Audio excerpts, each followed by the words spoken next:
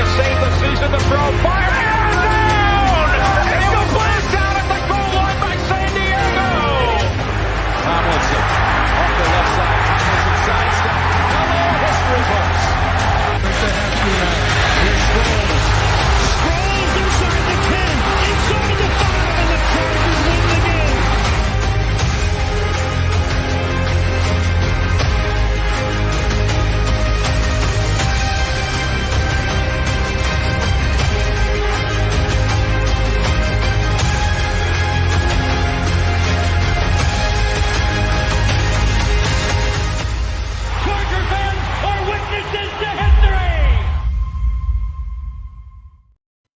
What's up, everybody? Welcome to the Lightning Round podcast.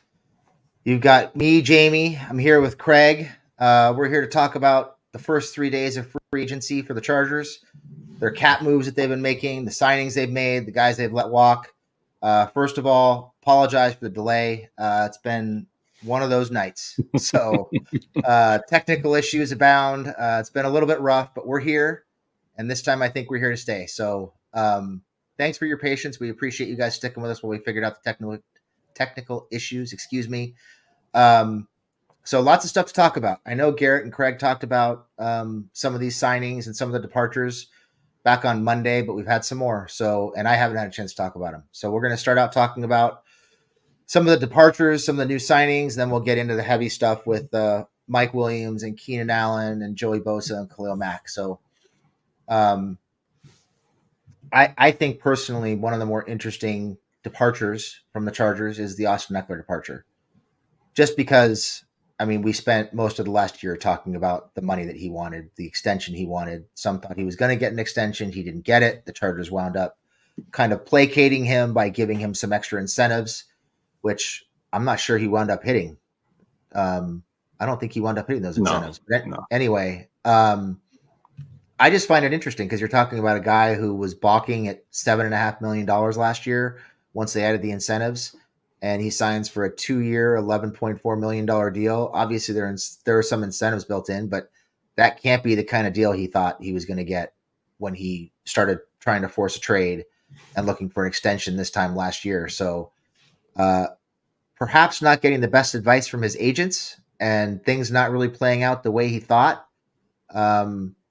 I don't know if maybe he damaged his brand with some of the things that he was saying in the media and the way he was conducting himself when he wasn't happy with the salary. But Austin gave the Chargers 7 great seasons, I think, 6 or 7 great seasons. And now he's a Washington Admiral, right? Washington Admiral. Commander. Can't keep those names straight. There'll be something else next year. Don't worry about it. You need to remember it. No, we were talking about it last night, actually. He made himself the sacrificial lamb. Monday, not last night. Went to bat for all the running backs, and a bunch of those guys got real paydays, and he got the short end of the stick. But, I guess that's the way it goes sometimes. Yeah, I mean, bummer for him, obviously. You're talking about a guy who's probably on his last deal heading into his age 30 season, so not really working out the way he thought it would. Kind of, I think, burned some bridges in Los Angeles with the Chargers on the way out. I don't know, maybe showed his true colors a little bit. I mean, you can't blame a guy for wanting to maximize his salary, wanting to get paid as much as he can and trying to push that agenda as much as he can, but definitely did not work out the way he thought it would.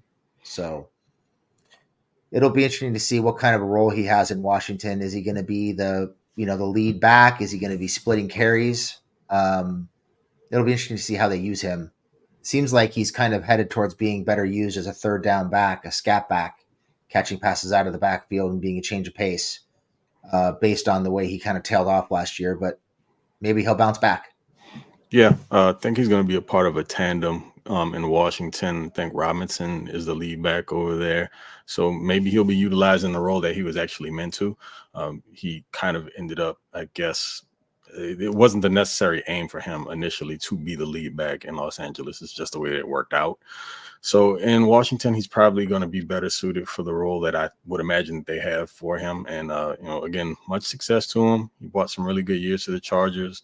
You love his story. Dude literally came up from almost nothing, a basically unheard of at the college ranks, and then makes his hay in the NFL and got himself a couple of contracts. It wasn't actually anything that he imagined. He definitely had a larger idea for himself and what he could earn. And his play definitely got him more than what I think anyone thought it would, just from where he came from. But, it's a rough league, man. And he's playing the position that for several years monetarily was devalued, but it looks like running backs are making a comeback. He just, the production wasn't there, so it didn't warrant the type of money that he was looking for. And you could argue that maybe he did it to himself. I would say he definitely did, at least a little bit. The age obviously hurt. He was one of the older backs on the market, so that was always going to kind of hurt his value a little bit. But tough break for him. The next departure, another one that I thought was really interesting, one that I think kind of blew everybody away, was Kenneth Murray.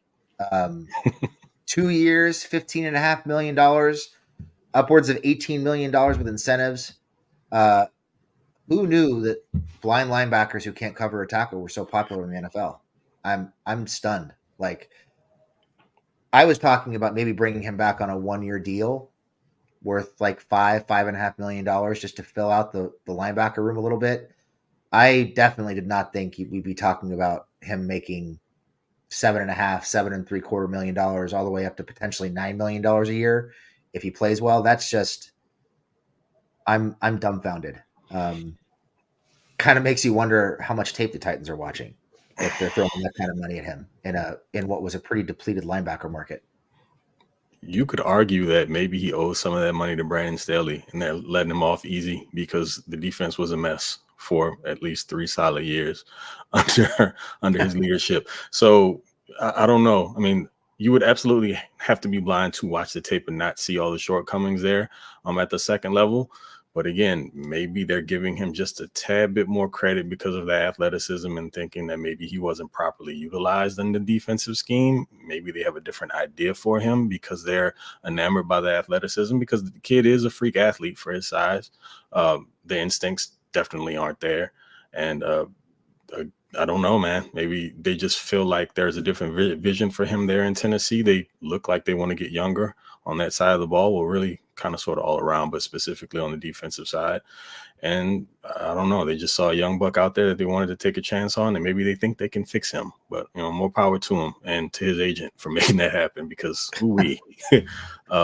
he deserves a nice little Christmas bonus. He deserves like half that contract in commissions. I mean, I know Murray at times played better last year. He was better coming downhill. They kind of freed him up, I think, to think less and play more at times last year. And it seemed like he responded pretty well, but I can't imagine wanting him to be the lead dog in the middle of your defense after the last 4 years. It's shocking to me. I know there are Charger fans out there who think Murray is a beast and a dog and all that kind of stuff, but that's just not what the tape shows, in my opinion. So, I mean, more, like you said, more power to him. He got paid. You gotta figure he got paid based on the first round pedigree and the athleticism, and maybe they just kind of burn the tape, which there are a lot of Chargers defenders who need to burn the tape. Oh yeah, for sure. They just want to kind of leave that, put that in a time capsule and never dig it up. There was, if you look at Patrick Queen, actually, same draft class, and Queen's now with the Steelers. I didn't see what his deal was, but you look at the fact that both of those guys were sought after, and it definitely is, I would say for sure, a weak draft class when it comes to linebackers in this cycle. They wanted to get younger and somewhat proven guys. I mean, Murray did look like he was on the upswing for the first portion, maybe the first quarter of the season, and then he reverted back to Kenneth Murray that we all knew and loathed. But Patrick Queen was a similar situation in Baltimore until they got an all-pro linebacker to come and play next to him. And I think that was maybe a reason why he was able to garner the deal that he got in Pittsburgh. Kenneth Murray cannot say the same. I think they tried the exact same thing or had a similar idea with Eric Kendricks. Unfortunately, Eric Kendricks is on the downswing of his career, so that didn't necessarily pan out. But it just looks like maybe teams are reaching for young linebacker talent because this draft is not great. And if you don't get who you want relatively early, I mean, it's definitely slim pickings at the top. But after the first 3 or so top guys who, and we'll get to it when we talk about, their actual grades and looking at them on tape. Maybe you want some guys that already have experience in the league, and some of these draft guys look like more prospects than they are day one starters. Yeah, I haven't watched the linebackers yet in the draft, but it certainly seems like guys like Queen and Murray getting the deals they got it speaks more to the quality of the draft class or lack thereof, as opposed to the quality of their play that they put on tape so far over 4 years. The next departure, one that kind of surprised me, actually, one that I thought they'd bring back for sure, preferably as tight end too, was Gerald Everett signing with the Bears. 2 years, 12 million, incentives possibly up to 14 million. Kind of surprised. I figured, I knew the Chargers had to rebuild the tight end room, and I figured having Everett as a tight end too gave them some breathing room to maybe not have to panic and take a tight end super early if they didn't want to, if there was another direction they wanted to go in. But Everett leaving it, and we'll talk about Will Dissly signing in a minute, but Everett leaving really leaves them bare in terms of receiving options in the tight end room. I know people are excited about Stone Smart, and he certainly flashed as a guy who can make plays up the seams at times. I've reached the point where I don't think Parham offers much of anything, and Dissly, at least to this point, is basically just a blocking tight end. He's a good blocking tight end, and he's going to make the team better. But they're devoid of viable receiving options in the tight end room right now. So it'll be interesting to see how that plays out moving through free agency and into the draft. I was really interested in what direction they're going to go there as well, because Everett would have definitely been a good tight end too. I know that blocking isn't his forte, but it's not for lack of effort. When you're talking about Dissly, this is a top 3 or 4 blocking tight end in the league. What it may free them up to do in the draft is not necessarily have to look for one of those in the back end. And they're still going to have to draft one. And depending on how early they want to take care of their quote unquote receiving tight end, you may have to get 2. The Stone Smart experience, he flashed, as you mentioned before, still not much of a blocker. And I think that's what they want to have throughout, as far as consistency is concerned in the tight end room, guys who can do both. Dissly is definitely more of a blocker, but as you move up the depth chart into your tight end 1, and I don't know what Dissly is going to be at this point, maybe tight end 2, but you want a guy who's a real receiving threat. And just kind of looking at the landscape, I'm not sure what's available in free agency right now. I haven't checked in the last few hours, but in the draft, there are some younger guys, but again, you're going to have to mold them. There aren't very many day one, truly effective tight ends, in my estimation.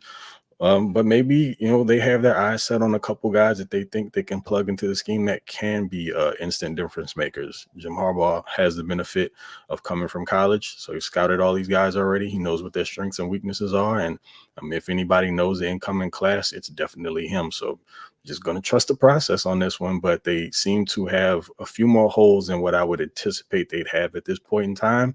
But again, we're entering kind of like that second wave of free agency. They may be able to snag another veteran that can do a little bit of both, and then look for someone else to groom through the draft that can come in and be a contributor as a receiver. But as of right now, that was a little bit surprising to me as well, especially with the effort that Everett gave last year. When you looked at the guys who were really, really towing the team line and definitely giving their all, Everett seemed like an easy return. But when you're working through these contracts and you're trying to figure out what's important and what matters to your team and your scheme, and you have to make some tough decisions. And apparently Gerald was one. Yeah. I think not bringing him back surprised me on 2 levels. One is when they had that meltdown against the Raiders at the end of the season. He was one of the guys that was reported as being one of the leaders on the sideline, one of the guys who was pissed that they were getting stomped and the guys weren't playing hard. And he was calling guys out. And you would think Harbaugh would value that kind of leadership and that kind of character in a player. So that surprised me a little bit. And then you talk about a team that has a really hard time creating after the catch. And Everett, I know people think, the projection of QJ is that he's going to be good with the ball in his hands. be able to create with the ball in his hands after the catch. But right now, with Ekeler gone, and with QJ as an unknown, Everett was the guy for Yak. He was the guy that was creating, and it was, like you mentioned, the effort, constantly breaking tackles, constantly pushing for extra yardage, making plays. That's just the kind of guy you think you'd want around. So again, really surprised. I thought he'd be back. I thought that was a no-brainer, maybe on a 1 to 2 year deal. He obviously got what he wanted in Chicago, so good for him. But I think he'll be missed. I think he was a big part of the offense. Obviously not, an elite level tight end one, not somebody you want to be leading the way in the tight end room, but a good football player and a good leader and a guy who brings a lot of character to the locker room. You'd think you'd want that around. So hope he does well. He's one of those guys that I think kind of flew under the radar for this team, but he was productive, and kind of sad to see him go. I would argue that he wasn't utilized enough. One of the things that also gives me confidence is we know how the Baltimore Ravens build their teams, and if anything else, if nothing else, they know how to hoard tight ends. So while this seems like an issue now, I would imagine that moving forward into the draft and the years to follow, we won't be having this conversation again. Yeah, for sure. So the next departure, the last departure that's happened is Amon, also leaving Chicago. 1 year, $2.1 million year. I think like $1.25 million in guarantees, something like that. Pretty solid deal for a guy who's hardly been on the field defensively. Obviously, a fantastic special teams player, and one of those guys who has earned every snap he's had with the Chargers. And I think the kind of guy that coaches like having on their team, just because when you have a guy like that towards the middle or back of the roster who's constantly pushing to get better, I think it makes the guys above him better, kind of makes guys take notice. It's kind of that Nick DeZubner kind of guy who just earns his way on and fights and claws for every snap. That's kind of how I saw Amon. I don't think he was ever going to be on the field defensively, just because I don't think he plays fast enough in today's NFL to be on the field in base defense, and especially not in coverage. So not terribly surprised that he left, although I did kind of think they would try to find a way to keep him for special teams as a core special teams player. You'd think Ficken would be pushing for him, considering the production they've gotten out of him in that phase of the game the last couple years. But, a 1 year deal, more money than I would have expected for Amon, for a guy who hasn't been on the field defensively. What did you think, Craig? Yeah, I think when we were talking about who we picked as returning players, I might have had him as one of the guys that I thought they would bring back as a core special teamer. I mean, it is only a 1 year deal, $2 million, and I can't imagine. Well, maybe it was the contract, maybe it's the money that he took to go there, because it's a 1 year deal. So I can't imagine that it was predicated on him getting the opportunity to get real playing time on the defense. I mean, he could. I haven't looked at the Bears linebacking core, so I'm not 100% sure about it, but it's not instilling confidence as a guy that they think has a huge future. But I wouldn't be surprised to see him get some snaps if they are a little barren at the second level. But definitely, I mean, core special team guys that are really good players are pretty invaluable. So it looks like they're paying him money to come on and maybe be one of their aces there. And I mean, who knows? Maybe he does see a little bit of action there on the defensive side of the ball and gets a few snaps and works his way into a bigger contract. I mean, you're looking at this overall, it appears the Bears are becoming the Chargers Midwest. So, I mean, there's something about the players that they like. I know Chris Beatty's over there as the wide receivers coach, so maybe he's put in a word for a few of these guys potentially. But I do think that not having Amon is a little bit of a hole. I think the Chargers are going to be able to fill it, because Ryan Ficken's definitely built up a really nice special teams unit. Can't look at it as one guy being missing now and think that it won't affect things, but I have confidence that Ficken is going to be able to help bring up the next whoever is waiting in the wings to be one of those special teams contributors. So I have faith in that, and best of luck to Amon. Limited athlete, but definitely one of those guys who is always giving his best effort. So you have to respect that. Definitely. I see some people in the chat talking about comp picks. I think that's something we should probably hit on as we're talking about these departures. I don't know that Amon is a guy who's going to warrant a comp pick. 1 year, $2.1 million deal. I don't really think that's going to warrant a comp pick. I know Ekeler leaving is kind of canceled out by the Chargers signing Gus Johnson, who we're going to not Gus Johnson, Gus Edwards, who we're going to talk about here in a minute. But Murray's contract definitely warrants a comp pick. I think that's a 5th round comp pick, if I'm not mistaken, at least as things stand right now. You're talking about Murray? Yeah. 5th or 6th? I thought I saw earlier today in the Discord that he had been relegated to a 5th, but I could be wrong. I saw some conflicting information. I saw 5th for a while, and then I saw 6th. Then it's been a long day. I haven't looked at the comp pick stuff here in a few hours, so it may very well still be 5th. So people are getting very excited about the comp picks, and I do think it's a good strategy for adding depth. This is a team that needs to add depth. They need to get much better at the bottom of the roster, which is a big reason why they've had the struggles the last few years. So that should help. But I think it is worth pointing out with Murray, they had people they had a team that was interested in trading for him during the season. And I believe the pick they would have gotten in return was higher than the comp pick they're going to get. So things kind of work out that way. I mean, it's nice to get a pick for Murray leaving. Thank you to the Titans for giving him that money. We are indebted to you forever. Greatly appreciated. And no, we won't take him back. There's no givesies backsies. No. You are stuck with him. All right, so let's talk real quick about some of the additions and a return. We'll start with the return. We'll start with Alohi Gilman, a guy who I think some people kind of thought maybe might get a longer term deal for bigger money. We were kind of joking in the Discord that he might get, 4 or 5 years for $25 to $30 million. I think that was more wishful thinking for the comp pick formula than anything. But Alohi winds up coming back for 2 years, $11 million.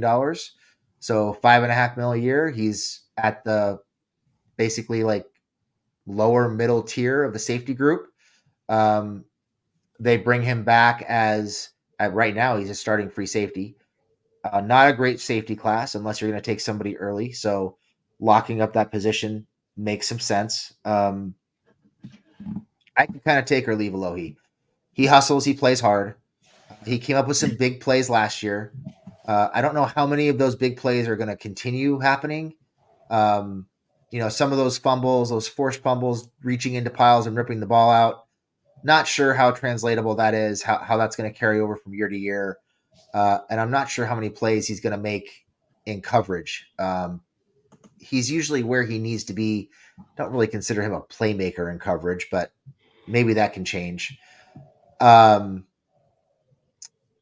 So what did you think of the Gilman return? I'm kind of lukewarm on it. I could take it or leave it as long as he's in the right position. Yeah. I might sound a little repetitive. I know we went over it on Monday night, but as far as my stance on Gilman, I was not as shocked that he came back when you look at it. Like you mentioned it, the landscape of the safety class. It's just certain positions in this draft class that are very, very shallow. And from a continuity standpoint, if you want to look at it between both like he and Derwin, they seem to play very well once the switch was made over from Staley.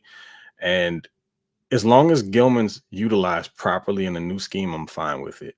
There's something to be said about a guy who finds himself around the ball. I know that sounds really basic, but not every player is super instinctual, and I will give Gilman that. For what he lacks in athleticism, I think he makes up for mostly in instincts. And I think 5 turnovers last year, so 3 forced fumbles and I believe 2 interceptions. So again, he showed a little bit of a nose for the ball, and I have to go back and double check on what his PBUs were last year, but I know he came up with some really key ones. We have to give him credit for his ascension here. Every year he's gotten better. When you're talking about a guy that I don't think any of us really expected very much from when he was drafted out of Notre Dame. I'm not going to say that name because he plays for the Chiefs now and we all hate him.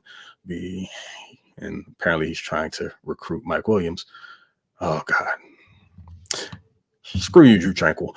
Anyway, Alohi Gilman is someone who, again, got better every single year. So I think he deserves his money. And I'm not upset that the Chargers re-signed him. I understand it. If they let him walk, I wouldn't have been upset about that either.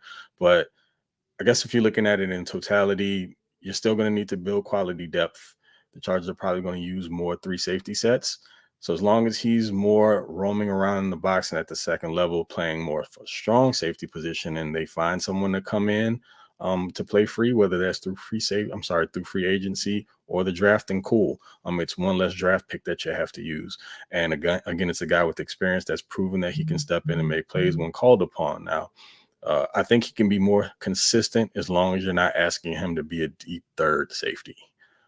If you can just let him play around the second level, maneuver him where he's best suited, then I think you may even see a better player this year. And I'm really trusting Jesse Minter to put him in position 6, succeed. So I'm just talking about this player the same way as I am anyone else coming into this year. Until this staff gives me reason to believe that they are inept, I'm just going to trust that they know what they're doing. Fair enough. I think the big concern that I have with Gilman, concern is the wrong word, but I think you mentioned it. He's kind of redundant with Derwin. You talk about him playing in the box, playing down closer to the line of scrimmage. That's also what Derwin does best. So there is some overlap there, but hopefully they can find a way to get them both on the field and have them be successful. I just don't want Alohi playing deep middle. I don't think that's where he needs to be. No, never. Deep half is fine. Deep middle, I think, is just asking too much. If you want to play him a split safety on occasion, then cool. But if I ever see Alohi Gilman as a single high safety, I'm probably going to puke. At some point, you can't get fooled by the instincts. There is limitations, even for a super instinctual guy. If he's a step behind, he doesn't have the athleticism to recover and pick up on anything that goes behind him over his head. He doesn't have the speed for that. So, again, I'm just going to trust that this staff is going to put him where he needs to be utilized. And there's enough tape to show you where he doesn't work. So I don't foresee that being a problem moving forward. All right. So moving on, let's talk about one of the signings. And let's talk about Will Dissly, somebody who I think is going to add a lot to this team. Kind of speaks to the identity that Harbaugh wants to have and how he and Roman want to move the ball and be successful. And that is, they're going to be physical and they're going to run the ball downhill and they're going to do it in probably multiple tight end sets. Roman is known for a lot of 22 personnel, which doesn't get a whole lot of wide receivers on the field, which I think is part of the problem with his passing concepts. At times he falls a little bit too in love with those jumbo packages. But Dissly is a guy who's going to play on the line of scrimmage and he's going to beat up on people and open up monster holes for the running backs. And I think this team they're trending towards trying to build a team that can create chaos at the line of scrimmage, challenge defenses to be disciplined, and just run the ball downhill at them. So Dissly, you're talking 3 years, $14 million. I think you get him at a bargain. I haven't seen the breakdown of the contract, but my guess is it's structured like a 2-year deal with the team having the ability to get out after year 2. So some flexibility there. And it also, like you mentioned, by signing Dissly, they don't have to draft a blocking tight end. They can focus on finding somebody who can catch the ball and make plays in the offense. So gives them that flexibility, makes things a little bit easier in the running game. It's going to make the running game a lot better. What are your thoughts, Craig?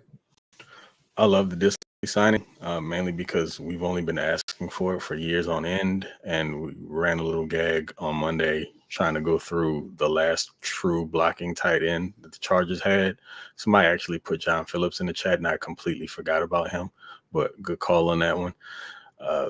For what Dissly does, it's perfect. You can see them just kind of creating or starting the building blocks, creating the foundation of the type of team that they want to be. And they want to be downhill, physical, run it down your throat and just gut punch you all game long, and then take their shot built off of that. There aren't very many teams in the league that want to play that style of defense. The NFL has gone way more super finesse, and if you can pull it off, great. But there's something to be said about a team just kind of taking your will for 3 to 4 quarters, and then you having to like summons up whatever you have left to hold the team off or try to mount a comeback after they've just been, dominating you all game long. So Disley just feels like one of those building blocks. And like I said before, I think I mentioned this on Twitter.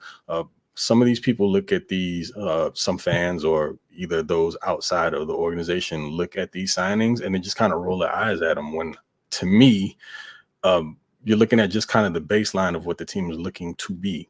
Foundationally, these are perfect signings. Disley, Gus Edwards, they all lean towards a team that's going to show up with a game that travels, regardless of any weather. And that is really weird saying for a team coming from California, but they're going to play that grinded out style of offense. And if they need to lean on the passing game, then they'll have the quarterback to do it. And I think they'll also have the requisite weapons once, we get through this draft cycle to give to their ascending quarterback to allow him to make it happen when he needs to, but not that he has to. And everything that they're saying, they're putting in motion. These signings tell you that. Their actions behind the words now, they're wanting to be a more physical downhill team, and signings like this are proof positive of it. Yeah, I mean, I think they're giving some pretty clear indications of what kind of an offense they want to run. We've heard a lot of talk, a lot of lip service about that the last 3 years, and now, like you said, they're finally putting that into action. So that is definitely good to see. I think this is a team that is going to run the ball one way or another. They're going to be physical. They're going to win at the line of scrimmage, and that's something we've all been begging for, and it's something that's going to help Justin Herbert long term. So appreciate the vision, love the vision, and nice to actually seeing them, putting the vision into motion, into action. And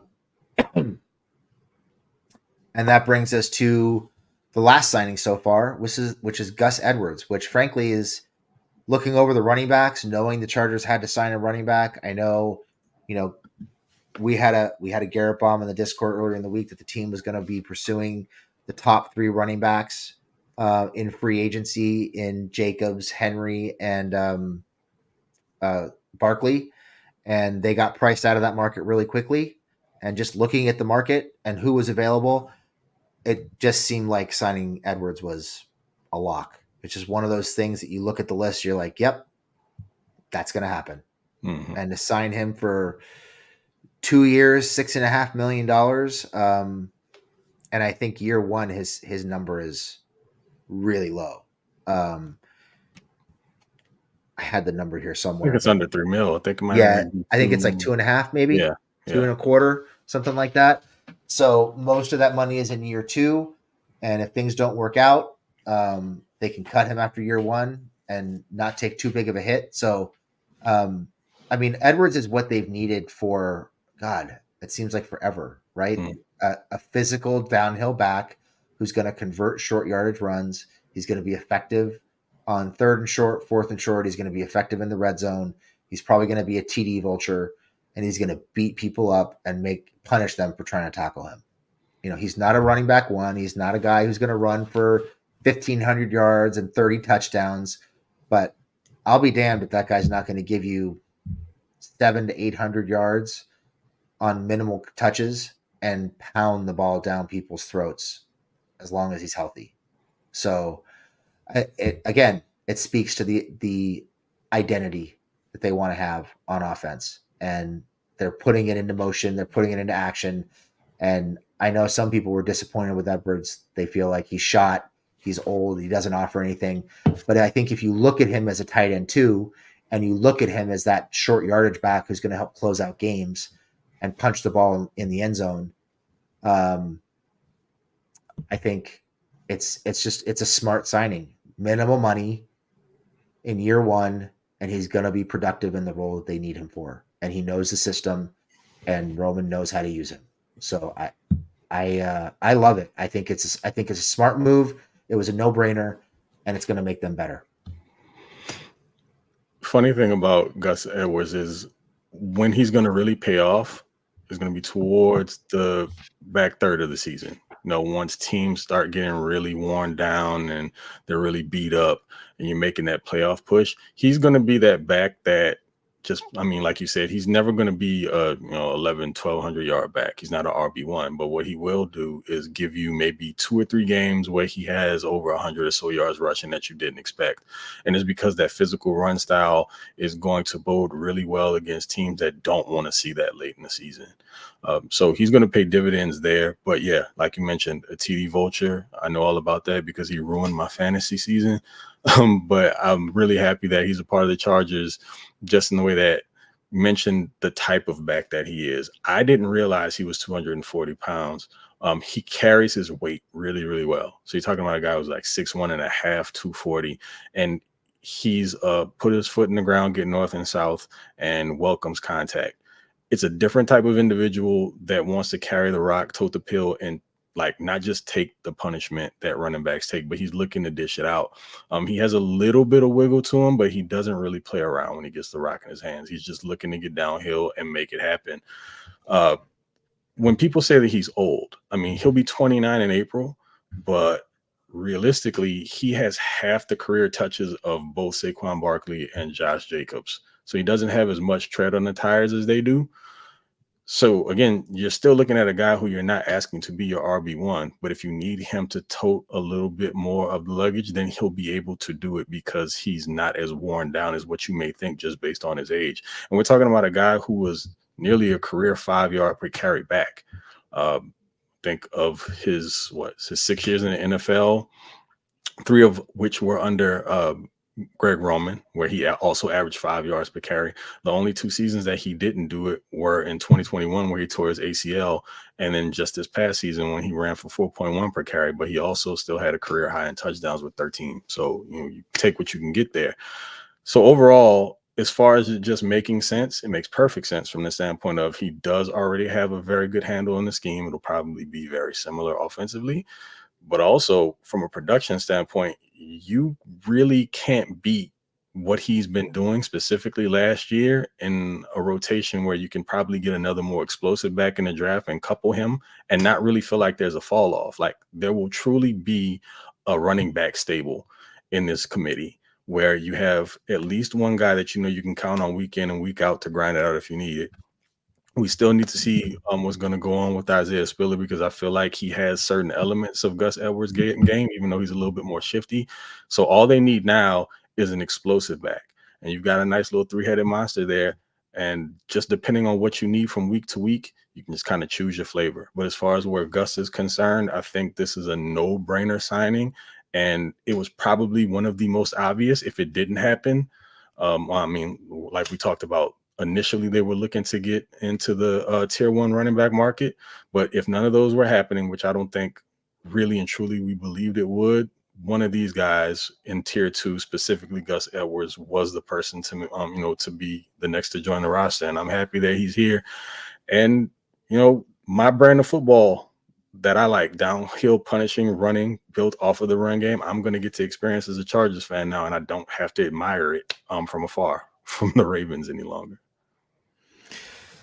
Yeah, I think the other thing about Edwards too is he's a guy who I think he kind of builds ahead of steam during the course of the game because of how physically he runs.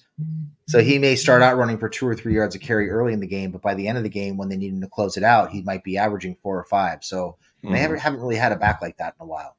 And maybe having him will help bring Spiller along too.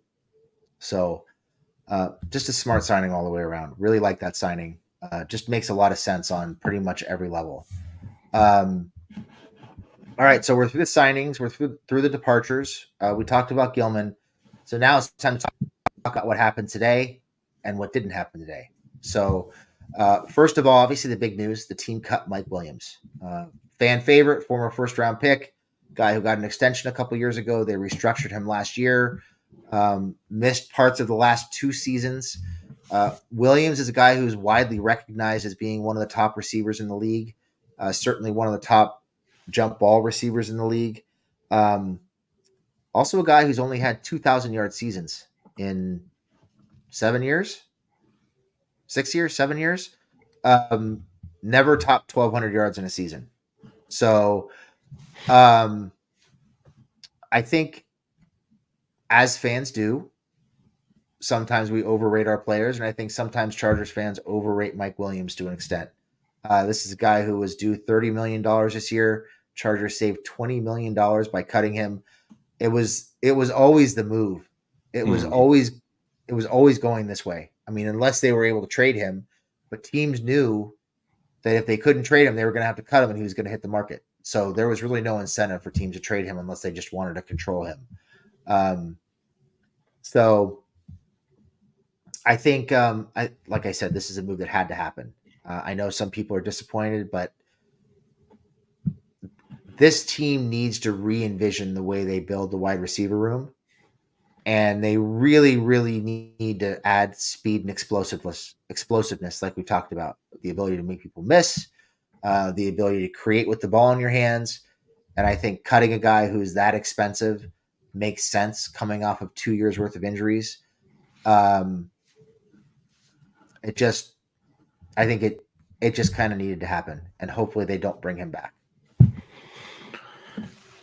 I feel like a lot of people fell in love with the idea of Mike Will. And first of all, let me say that I appreciate everything that he did for the team. We're talking about a guy who stepped up in some really big moments and made some huge plays, in particular against the Chiefs. You know, he kind of developed that reputation as the Chiefs killer. I got to see him play live at Arrowhead 2 years ago and saw him make a couple of the most ridiculous catches I've ever seen. But with that being said, yeah, when you're talking about reimagining a team, I look at my wide receiver unit kind of like, I guess, like if you want to make the comparison to basketball, you know, you have a point guard, someone who's shifty, you can get the ball in short areas and let them go to work. You know, a bigger guard that you can play that in-between game, like you kind of have that with Keenan already, and then maybe somebody that you can just use as a big over-the-top guy or a chain mover.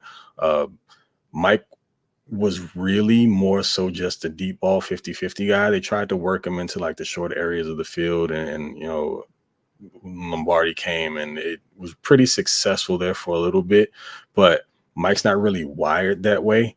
He's not somebody that you want to consistently utilize in that fashion just because his skill set doesn't lean towards it. I mean, he's a bigger body, so he can make some really tough catches with some smaller defenders draped over him. But the truth of the matter is that the issue with Mike Williams wasn't even necessarily that his game didn't round into much more than a 50-50 guy. It was the availability issue and the constant injuries. And that follows him dating all the way back to his days in Clemson. So the Chargers were taking a chance when they drafted him in 2017, knowing that, and just kind of continued on into the league. Now, you know, kudos to that guy for fighting through some really, really nasty injuries and being put in a position, you know, I'm tired of talking about Brandon Staley, but in a situation where he maybe even more so cost himself some money because of an injury playing in a game that he shouldn't have been in. So I don't know if you want to say he cost himself money or if that was a Brandon Staley scenario, but even into this year and being the reason why the Chargers really had no leverage in draft, I'm trading him. I mean, he's coming off of another big injury with the ACL tear, so there's not a whole lot of leverage there, or wasn't, should I say. I know that we all felt pretty similarly about him that draft year. He wasn't any one of our picks at that 7th spot, but you have to give him credit for what he did. Definitely a big play guy. I'm sure that he'll find his footing elsewhere. Hell, he might go to Chicago. Like I said, it looks like they're turning into the Chargers Midwest anyway, and Chris Beatty's there, so that might make some sense for him. But as far as the Chargers go, I think this is where the train stops, and it needs to be. They didn't have much of a choice. Bosa wasn't willing to take a pay cut. You've got, and we'll continue to talk about the other guys as we go on here, but the other guys and maneuvering around them make a little bit more sense, especially when we're talking about value. Right now, Mike was just a very hard sell. Maybe had he stayed healthy throughout the year, it looked like he was on his way to having a pretty decent year. I think when he got hurt, he was somewhere around, like, I think he was just under 300 yards receiving. Forget how many receptions he had at that point in week 3, but he looked like he was on his way to a pretty decent year, and it sucks for him, but I hope it works out for him wherever he goes. But as far as the Chargers are concerned, it's time for some new blood, and I think a very, very varying skill set. We want to kind of move away from all those bigger body wide receivers and get some more athletic guys that can make it happen in the short areas of the field and maybe turn short catches into longer games, be more explosive, and not just trust Herbert to chuck the ball down the field 50 and 60 yards whenever they need a big play. Yeah, and I think it's important to point out that Mike was drafted specifically for Rivers. Quarterback who was having a hard time getting the ball down the field, so they wanted somebody who could go up and get it when it was short. They don't need that anymore. Now they need guys who can outrun the ball, and so they just need to re-envision how they do those things. And I saw some people in the chat saying that they're surprised that they couldn't trade Mike. And I think it's important to point out that Mike is still recovering from his knee injury last year. And I know there was interest in him. People were calling about him, but I'm not even 100% sure you can trade an injured player while he's recovering, while he's rehabbing. I know in baseball you can't trade an injured player. I don't know how that works in the NFL. I have to look that up, but you got to think it would be hard to trade a guy who's still rehabbing. And they did waive him with a failed physical designation, so he's obviously still not healthy. But some good memories for sure. A lot of jump balls, those plays in KC in 2018. Some really good memories for Mike. Big touchdown catch against the Steelers a couple years ago. Lots of good memories, but definitely time to move on. I tell you what, we should be thankful for this, because if Phil didn't get his way, Chargers were probably going to draft Deshaun Watson because that's who Anthony Lynn wanted. And could you imagine having to deal with that train wreck? I think they were torn on that. I think Lynn wanted Mahomes, and some people in the room wanted Watson. But yeah, well, Lynn would have had some insight into that, being a Texas guy. But yeah, I remember definitely Watson was on. Someone was asking for Watson. I don't remember who it was. All right, so now we have to talk about Keenan and Bosa and Mack. So, as recently as yesterday, the team was having trade conversations. They were shopping Mike, Keenan, Mack, and Joey. And obviously we know they haven't traded any of them yet. Once they cut Mike, once it came down to the wire and they had to cut Mike, they started trying to negotiate an extension with Keenan. That's something they still hope to work out. They also approached Joey Bosa about a pay cut, and he said no. And now they are working to, the word that was used in the media, which I don't think is the correct word, is they were trying to negotiate a restructure with Khalil Mack to keep him around. Now, Mack is in the last year of his deal. And from a contract standpoint, you need to have years remaining on your deal in order to restructure a deal so you can spread money around. So I'm not quite sure if maybe they just used the wrong word, if they're just talking strictly about a pay cut for 1 year, or if the team is trying to work in some void years into Mack's contract. But that to me is the most interesting one. I feel like there was a lot of speculation that Mack might not want to be here anymore, that he might be talking about retiring, or he might want to go to a contender. So if he's considering a pay cut, which we don't know, I'm just speculating right now. At his age, I'm kind of thinking maybe it's a pay cut. The Chargers have never used void years before. So they've been doing a lot of things the last couple of years that they've never done before, but I'm just not really sure. I'm not really sure that they're going to go that void year route, just because of the issues they're having this year with the cap. I don't know if they want to make it that much worse down the line. But to me, I think Mack saying he wants to stay and is presumably open to a pay cut or some sort of a restructure that he would have to agree to, because you can't add void years without the player agreeing to it. I think that says a lot about him. He must be buying into Harbaugh, and he must be excited about what he's hearing. He seems like a good fit with Harbaugh, so it makes sense. But there was some speculation that he might want to leave. So good to hear that he wants to be here, and that he's apparently willing to rework his deal to make that happen. Mack definitely seems like a Harbaugh type player. And this really made me happy today, mainly because when you start looking at these contracts and how things were situated, and you take into account, what cutting certain players would mean and whether or not it made sense, you start looking at the level of production. So I'm going to make a compare and contrast here. The fact of the matter is that Khalil Mack deserves to stay around. The fact that he's willing to do whatever it takes, maybe it is a pay cut to play for this team under this coach, says a lot, but also it tells you a lot about the guy himself. And for me, it makes a whole lot more sense for him to stick around as opposed to a Bosa, because Mack is pretty much everything Bosa hasn't been. Available. 17 games last year at 32 years old is not the norm in the NFL at the position he plays. And also the fact that he set a career high in sacks at the same age. I mean, I know he ran a little hot and cold with regard to his pass rushing. There would be games where he disappeared, and then he'd have some where he just blow up. But at least you could count on him to set a solid edge if he wasn't getting after the quarterback. He still put on solid pressure, even if he wasn't getting there sack-wise. But he's also a leader, and he doesn't cost the team.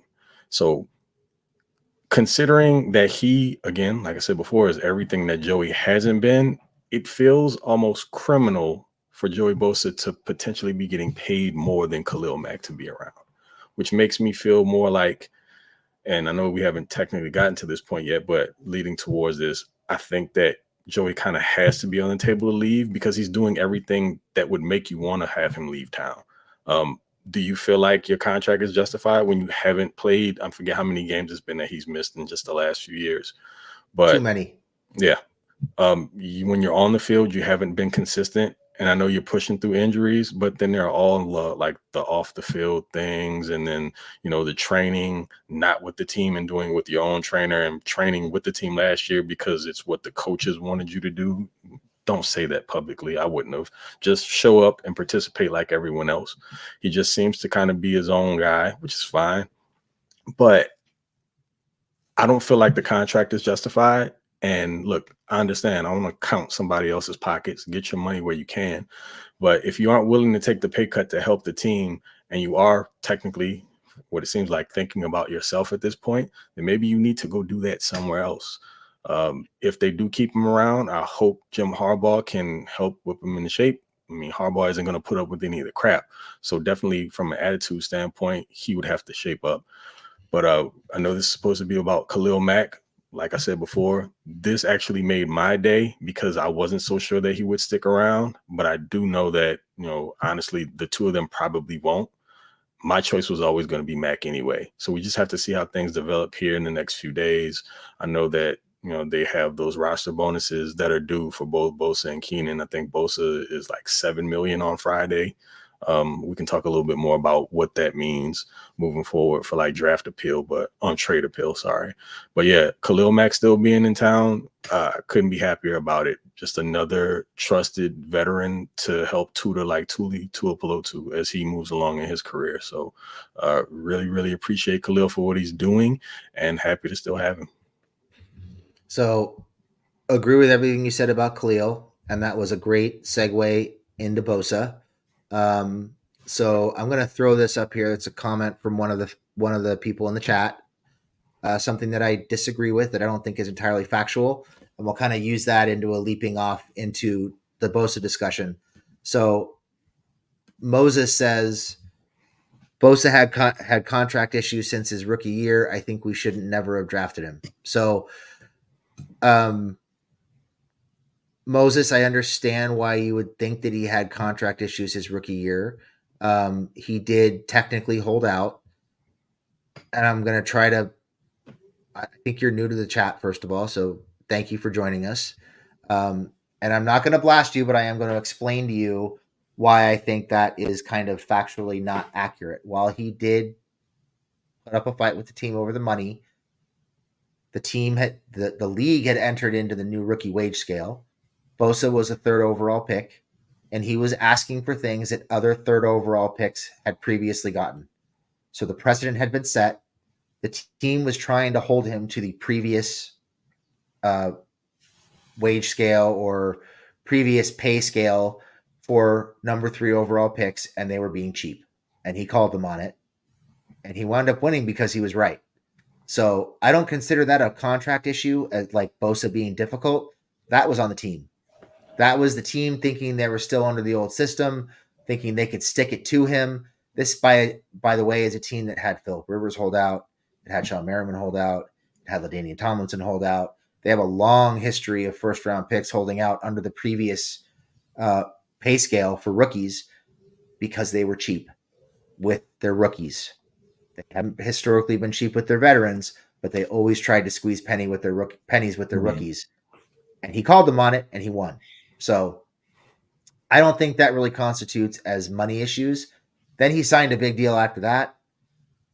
No issues, no problems. It got done right away. It got done pretty much under the radar. Very easy. Everybody seemed very happy. And he restructured last year. So this is a guy who, while he hasn't been on the field and hasn't been super productive the last few years, I think it's unfair to say that he's been a problem with money since he's been here. I just don't think that's accurate. So Moses, I hope that helps explain it, and I hope you don't feel like I attacked you. I just wanted to point that out because I didn't think it was entirely accurate. Craig, what do you think? Yeah, I mean, as far as the contracts go, Joey's just doing the business thing, man, to get the coin the best that he can. And yeah, the Chargers, especially with their rookies, tried to play little games where they could because they were rookies, I think, also. And as time went along, Joey showed he was willing to play ball. I mean, he made his big money. He was willing to restructure, and that was great. I don't necessarily have a problem with Joey from that standpoint. It was just everything else that I mentioned. Living up to your deal at this point, I understand that injuries happen. My issue is that if you're going to go off and do training separate from the team and you have issues staying on the field, then maybe you should look at some other options. Maybe there's something that you're doing that isn't quite working out for you. And the optics. We can go back to last season about during the playoff game, the fact that, yes, he was targeted, but he made himself an easy target, the slamming the helmet on the ground, Staley picking it up, handing it to him doing it again. The inopportune penalties. Joey seems like he's always good for one or two bonehead penalties every couple of weeks. When he's on, he's on. It's just that he's not on the field enough. So you're looking at potential and you're looking at past production, and you're still trying to attach the same game to that guy when he may no longer be the same player. And the Bosa name holds weight in San Francisco. I think some of it is just coming with the name. Nick Bosa is, was he reigning defensive player of the year? He's definitely right now at this point the better Bosa.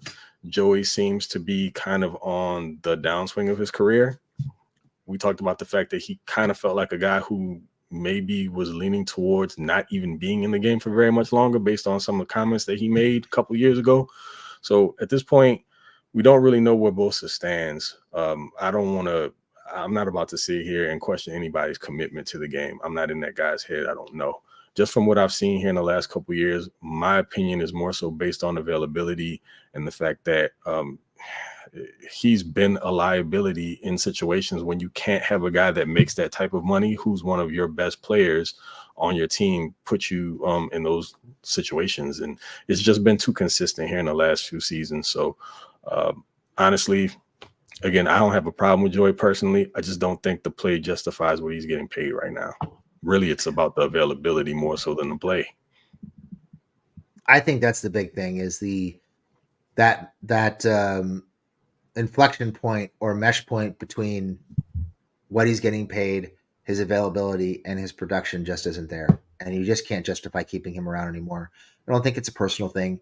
I do think we've seen some things with him in recent years, both on and off the field, that might suggest maybe he's not in the game for the long haul. We're not in his head, but I mean, the issue that he had at the end of the playoff game against the Jaguars last year was alarming, because he basically melted down and lost his temper in the middle of a playoff game, made it about himself. Then he had the issue with the fan when he went to go watch his brother play in Philadelphia later in that postseason. And he just seems like a guy who maybe doesn't necessarily need the money and doesn't necessarily need to be defined by football.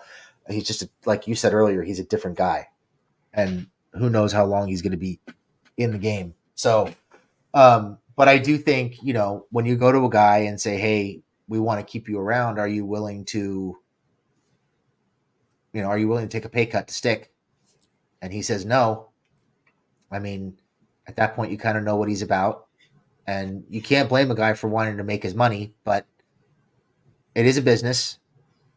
But you want a guy to want to be here, and it kind of sounds like he doesn't want to be, or at least he isn't willing to do what it takes to stay. So This at is that point, he actually, makes the choice easy.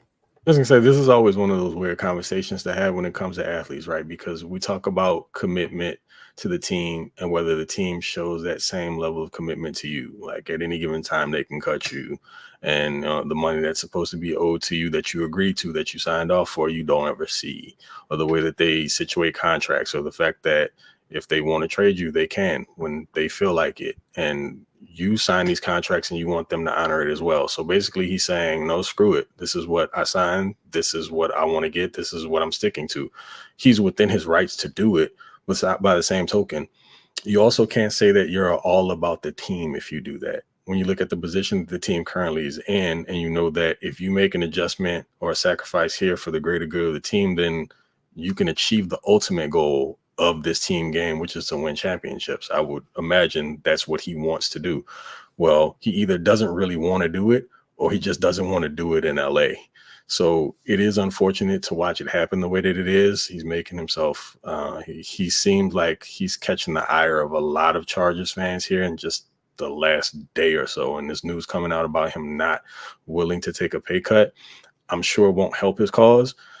If they end up keeping him, he's going to have to play out of his mind this year to gain back some of his fandom. And, winning changes a lot of things for people, but it's just, it feels like just a weird, consistent thing with some of these Chargers players every few years on their way out. You can see the incoming, and typically they lose a lot of fanfare, but Joey just hasn't painted himself in the best light here in the last few years. And it's a sad thing to see.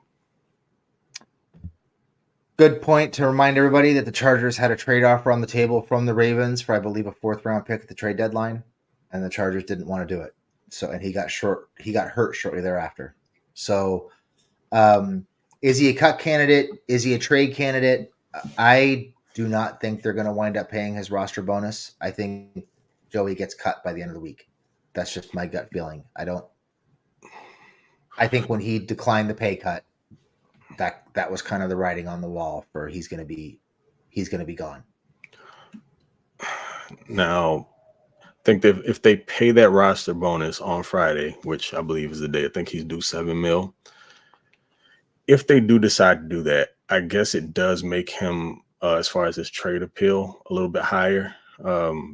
If they want to play the game that way, I'm not saying they do anything to be spiteful, but yeah, I understand where you're coming from. Like, he turns down the pay cut, then I don't know, you may just be looking to get him out of there. But from a business perspective, I mean, maybe if you look past that and see the potential value you could get from for him in a trade, I don't know. But I think the name Bosa still carries weight around the league, and teams probably see him as an asset in some way, shape, or form.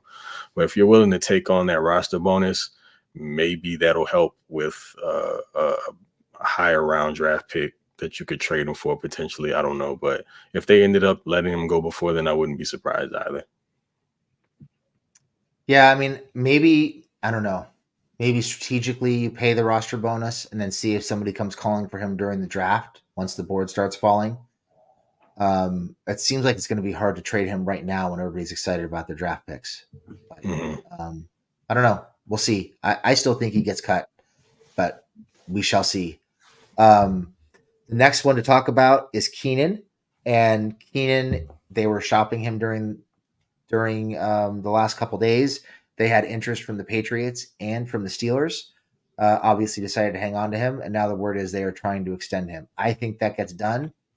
And if it does get done, I think they're going to take that roster bonus they owe him and roll it up into the next deal and turn it into bonus money, signing bonus money. So my guess is you see Keenan get extended for 2 to 3 years, and they move some money around and save.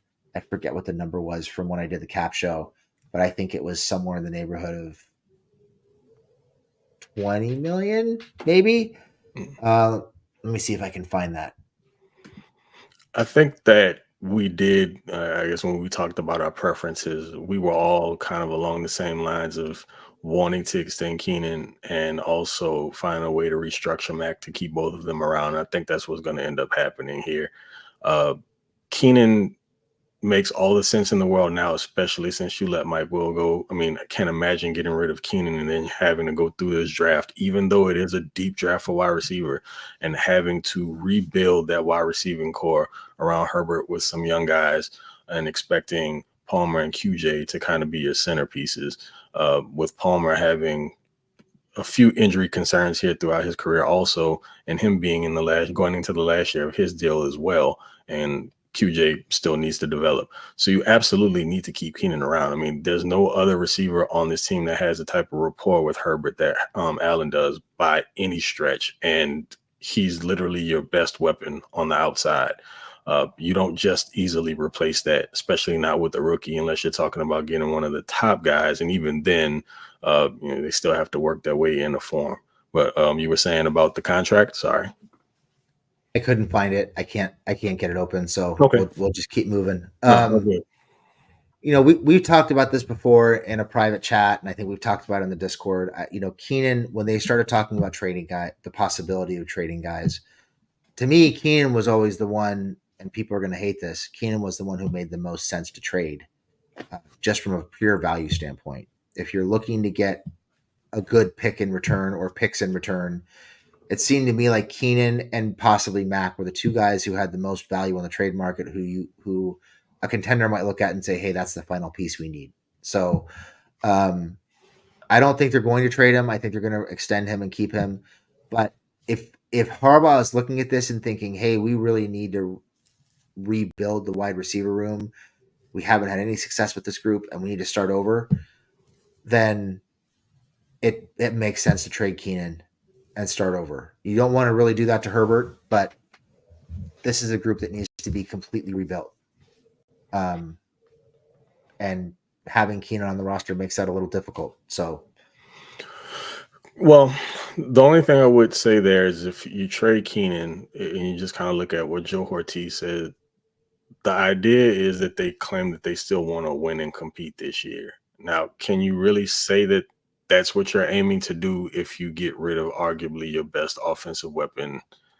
I don't necessarily know that you can claim that, or if you buy into that if they ship Keenan off, although I do understand the value there and what you could potentially get back for him. It would just make it very hard to believe that you're going to be or looking to be competitive this year, because you go from sort of a soft rebuild to much more of a daunting one with getting rid of that level of offensive firepower, especially someone who's so in tune with your quarterback. It just feels like you're setting him back a bit. So while Keenan makes sense from a rebuilding standpoint because of the value associated with him, I think you're better served just doing what you can to hold on to him and working around that as best you can, just from not only a continuity standpoint, but production wise. And so that you're not taking that big of a hit to your offense, because if Keenan goes, who knows what the hell they look like in year one.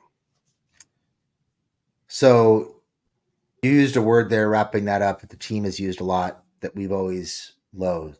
And you use the word continuity. Mm-hmm. And they're coming off of a 5-win season.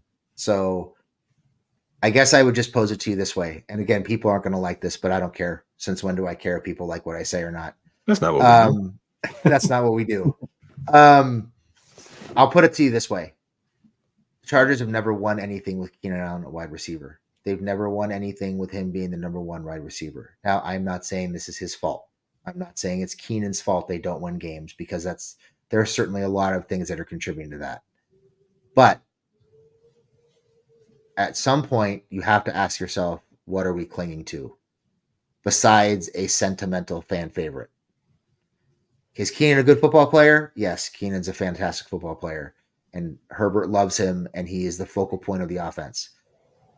But can they be successful moving forward with Keenan being the focal point of the offense? Because they never have. So can they continue to be? And that's just how I would put that. No, I get you. I guess when you look at it in a vacuum, I completely understand it that way. For me, I can't not take into account everything that's gone wrong surrounding all of that.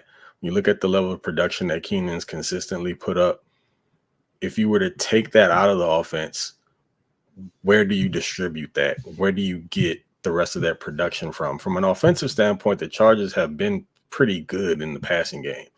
But if you remove Keenan Allen from that equation, then who exactly is Justin Herbert throwing the ball to? Where is their production coming from in the passing game? They couldn't run the ball. So I think if you want to be honest about who the most valuable player on this team is and has been, I mean, yes, of course, quarterback is the most important position, but you could argue that Keenan's been the most important player outside of Justin Herbert on this team.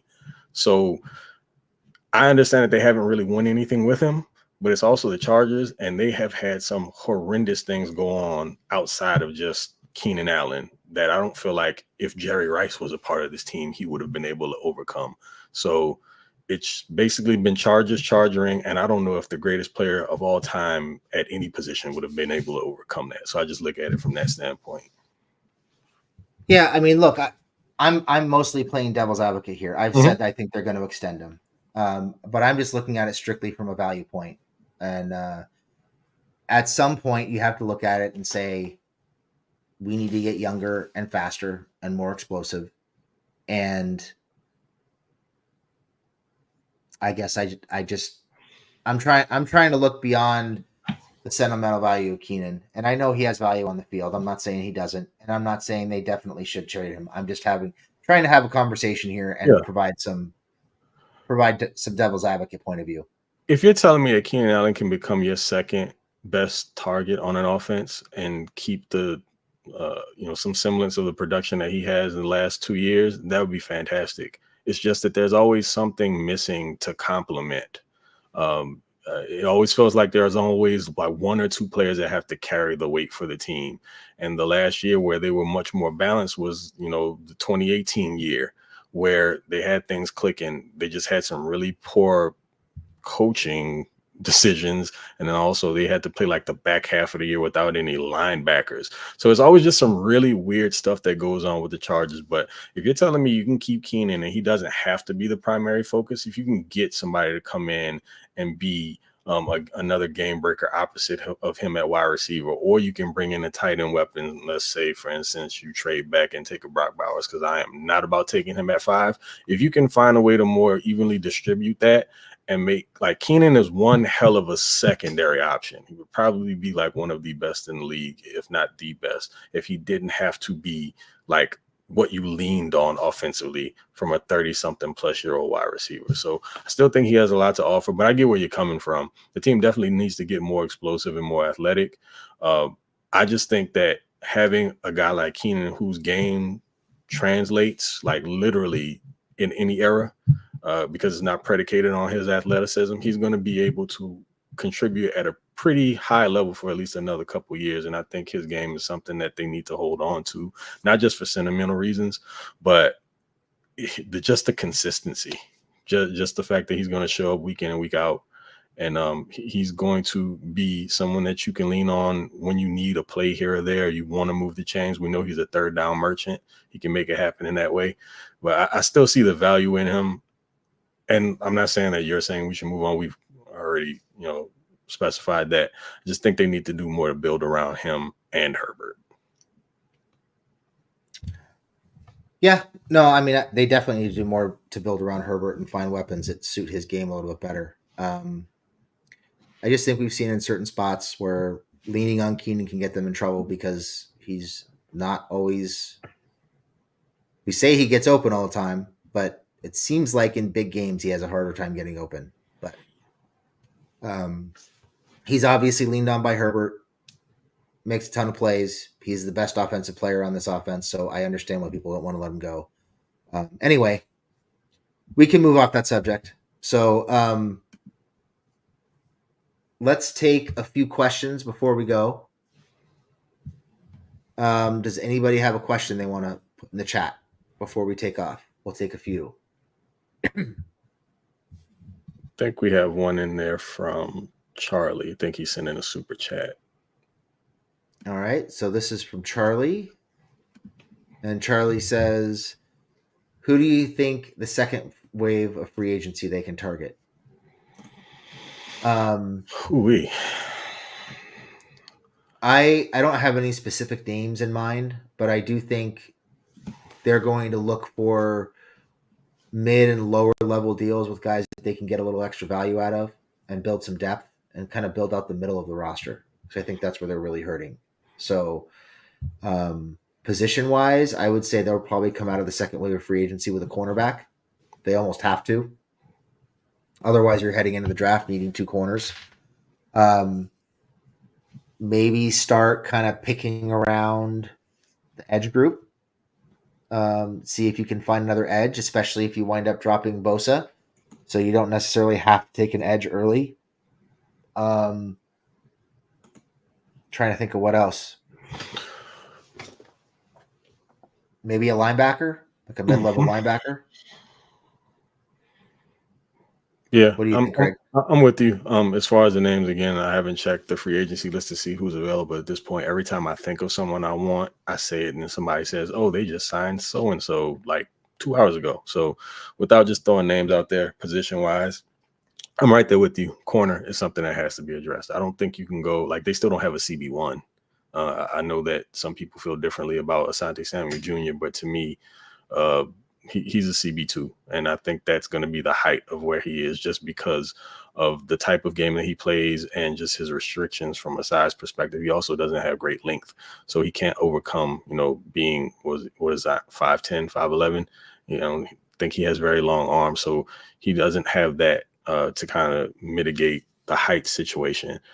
Linebacker for sure also because they're bare bones there, and I really thought they were going to come out of free agency with a center, and I think they still can.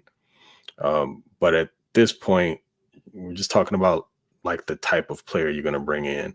If you're in the second or third wave, you can get a quality center, then that would be great. I don't think you want to have to use high draft capital on that if it's not necessary. I would, and I mentioned this before, I don't want to use a top, I don't want to have to use like a top 75 draft pick on a center if I don't have to. They may back themselves in that type of corner, but yeah, those are going to be like my three positions, specifically center, cornerback, and linebacker. I think center makes a lot of sense too. I hadn't considered that. All right, let's see here. We'll take a couple more.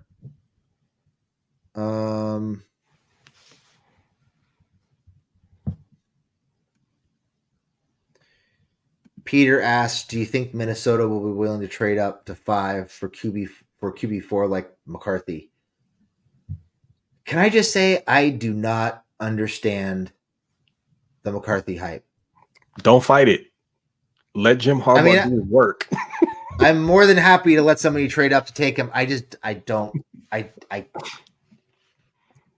not understand wanting to take him in the first round, let alone the top 5.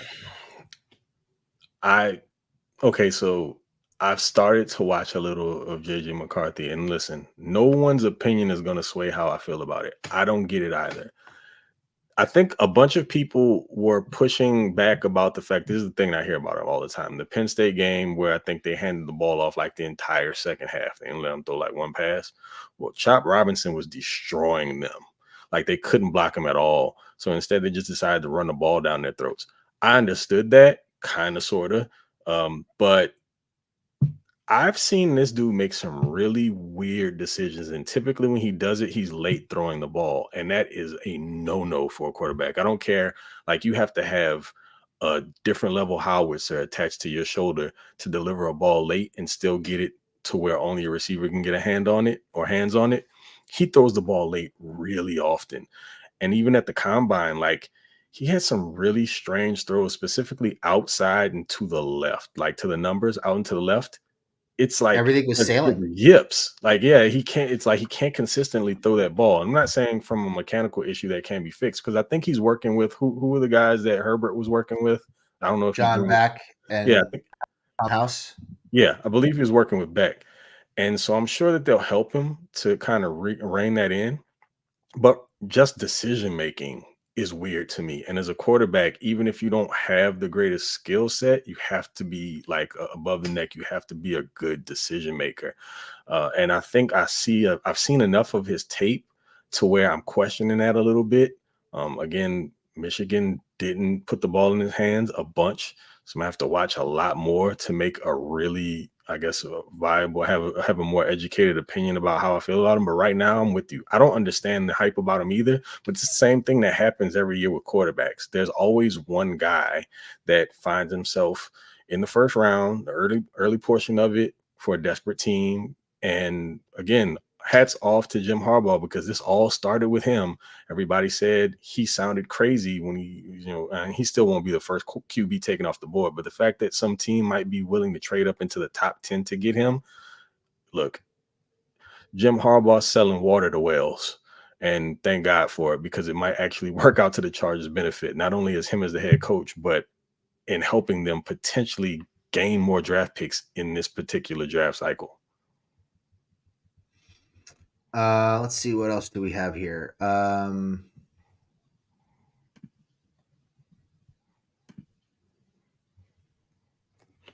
soon will Harbaugh cut JT Woods? Is one practice quick enough?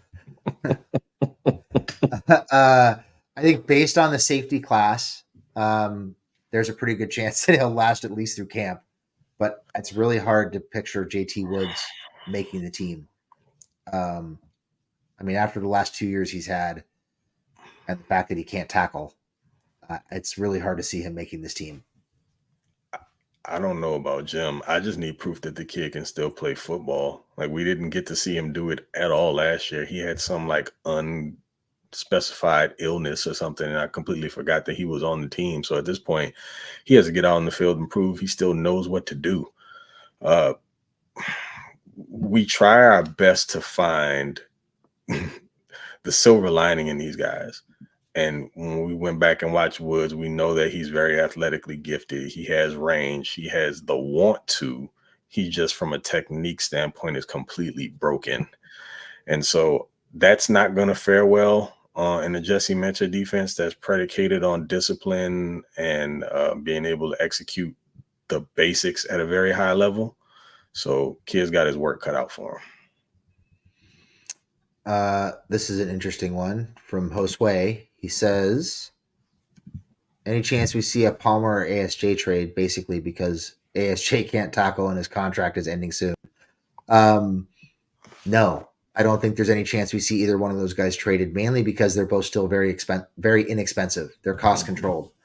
And this is a team that needs to hoard cost controlled players right now. So I don't know what ASJ's future looks like beyond this year with the team, but I would say Palmer right now is a high-end wide receiver 3 and kind of a low to mid-end wide receiver 2. I personally like Palmer. I think he's a good football player. He's productive when he's on the field. He isn't super explosive, but he's productive and he's inexpensive. And those are the guys you hang on to until they get expensive. So yep. I think both those guys stick around. Agreed. I've planted my flag on the Palmer hill pretty early and had to defend him for a while, but I think he's proven himself when he's on the field. The issue has just been being on the field again. Still another guy that's dealt with some health concerns. So hopefully things get a little bit better here this year for him in his contract year, nonetheless. All right, guys. I think that's it for us. We've been here for almost an hour and a half, so it's time to let you guys go and enjoy the rest of your night. We appreciate you tuning in. Thank you very much. Make sure to like us and follow us on Twitter and on YouTube. Subscribe on YouTube. And if you haven't already, come join us in the Discord. It's a fun group. So thank you, everybody. Have a fantastic night, and we will see you next time. Salute.